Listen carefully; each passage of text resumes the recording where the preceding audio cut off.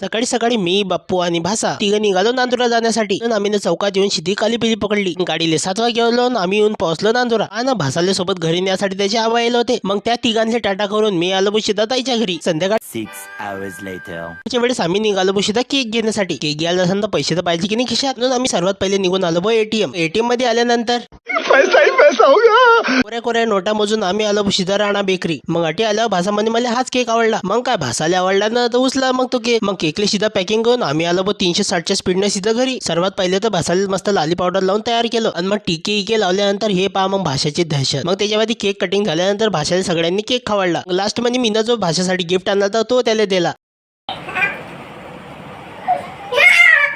मग दुसऱ्या दिवशी आपली बॅग उचलून आणि गाडीवर बसून आणि गाडीला तिसरा गिअर लावून आम्ही आलो बशी पेट्रोल पंपावर. गाडीमध्ये पुरा अर्धा किलो पेट्रोल टाकून आम्ही आलो बशी त्या ऑटो स्टॉपवर. आटून मग ऑटो पकडून आणि 2 घंट्याचा रस्ता 1.5 घंट्यात पार करून आपण आलो बशी नारखेड. हे गाव तर तुम्हाला माहितच आहे आपल्या ताईचंच गाव आहे. म्हणून सीधा ताईच्या घरी आला. हे पा आपला रिकामा भाषा. कारण की आपला भाषा कालपासून अटीच आहे. स्पेशली वो ताईच्या घरी आल्यानंतर मी फक्त हे एकच झाड सांभाळतो. तर हे झाड कायचं झालं तुम्ही एक बार मला कमेंट करून सांगा. चला तर भावना व्हिडिओ आवडला असेल एक बार फॉलो नक्की करून घेता. जय श्रीराम.